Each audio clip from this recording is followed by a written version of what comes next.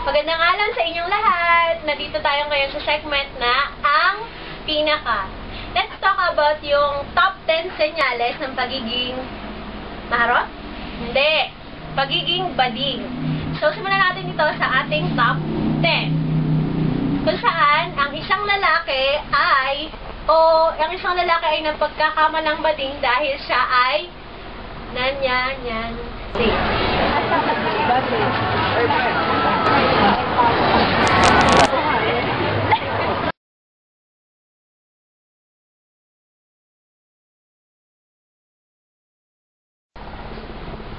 Freddy Aguilar, Hanger, Camera, Martir. Pasok ka sa top 9 kung maarte kang magsalita. Boom! Ate, how much po yung maendo? Clip po ay yung wala. How much po yung maendo?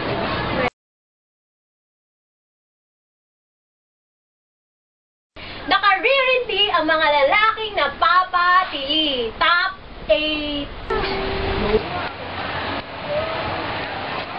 Magkaalis agad dyan, ha?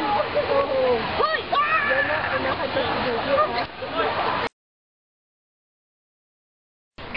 Calling the attention of Taraban followers.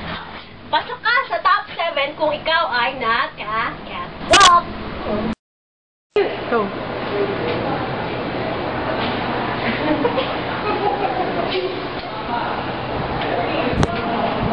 Pilante.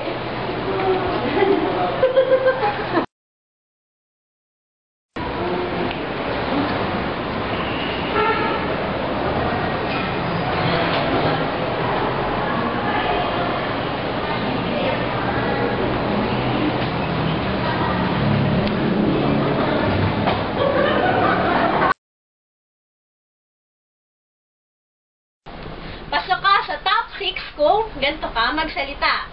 Kemerot Barurot, Eclavern, Chubales, Gorabels, Chanes Eclavern, Chuplak, Eclabu, Chorvalu, Gorate, Tom Jones, Biminda, Eclavern, Chukchak. In short, Badaldal. Go na!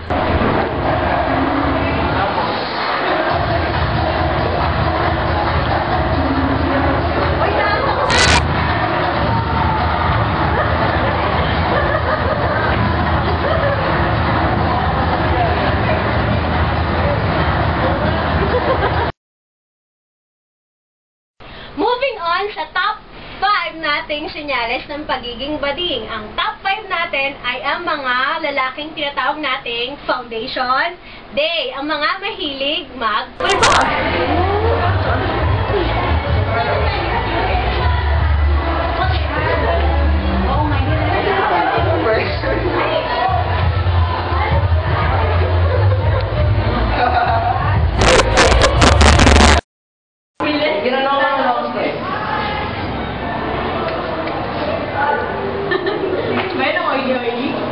Salita ka.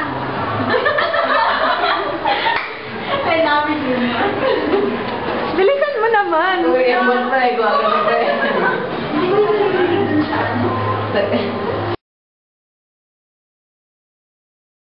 Isa sa inyong mga natuklasan ayon sa inyong pagsasurvey ay yung kanilang kahiligang magpulbos. Of course naman, physical yun. Sa physical na aspeto, syempre, being homo, alam nyo, ang tendency nila talaga makipagkompetensya sa mga babae. At saka, maging very attractive. Yun ang kanilang goal. Para sila mas maging attractive, they really have to appear white, complexion, ganyan. Really charming. More than that, hindi lang yung presko eh. Kasi kung pagiging preskohan ng pakiramdam psikolohikan yun. Pero yung sa kanila, it's more of really winning the attraction of the other sex. Pasok ka sa top 4 kung ikaw ay malamyang kumilos. Parang ganito, super hindi. Medyo ako.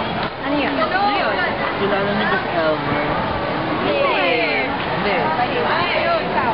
Yung classmate ko ng grade 4.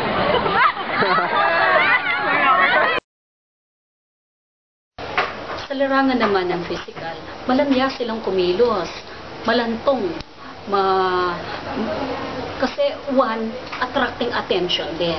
Two, it could be, no, tinitingnan ko itong ganitong aspeto, neuroscience. Ito yung impositions ng kanilang mga neurons sending the impulse to the brain. When the impulse is sent to the brain, it's more on the feministic side. It's even more than the feministic side. Kaya nandoon yung kanilang parang hindi sinasadya, no? Hindi sinasadyang pagiging malamya, pagiging malambing, pagiging makarinyo. Pasok ka sa top 3 natin kung ang senyales ay ikaw lang ang lalaki sa grupo at lahat ay gelay o ang mga kaibigan mo ay Babae.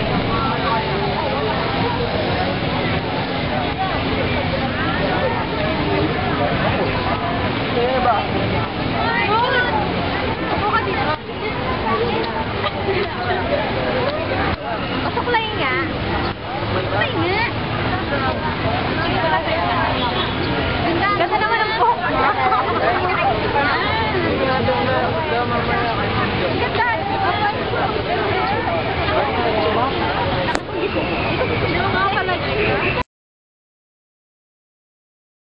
So, isa pa sa kanilang sa larangan ng social aspect nila, no? Babae, usually, ang hangad nila maging kaibigan. Pakiwari nila, palagay ko, no? Aloof pa sila sa mga kalalakihan. Parang kailangan pa rin talaga nila ng way para sila maging attracted. No? Para ma-attract sa kanila ang kalalakihan.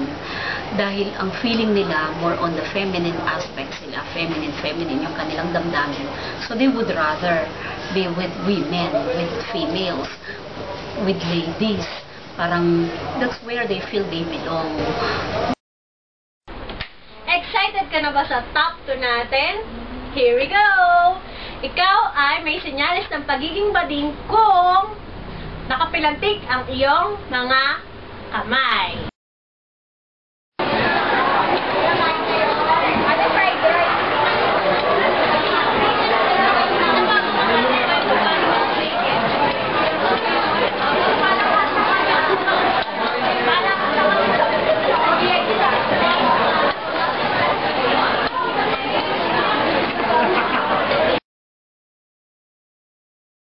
Ikalawa sa inyong survey ay yung pagpilantig ng kanilang mga daliri. Physical na aspeto.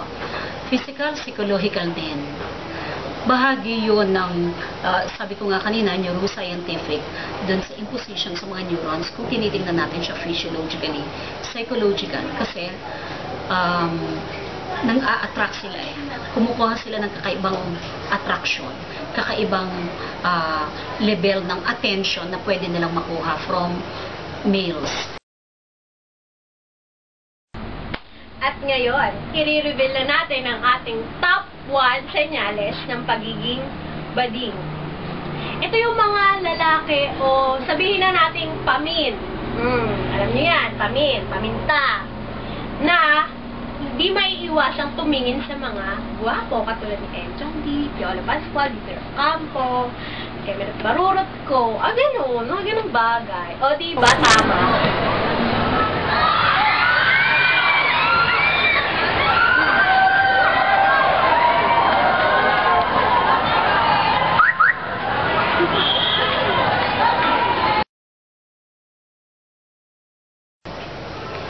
At yun, siyempre, para sa kanila, para sila maka-attract talaga. And when they get attracted really, talagang titignan nila parate, guwapo, guwapo, guwapo. Yun naman ang kanilang idea na makita. Yun ang kanilang pangarap na makasama. Kaya talagang lahat ng magdaan, yun ang focus ng kanilang attention.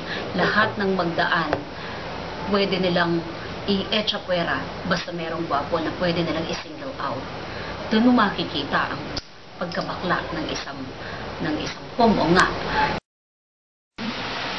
And that's it for our segment, ang pinaka top 10 senyales ng pagiging bading. Hope to see you guys next countdown. Bye!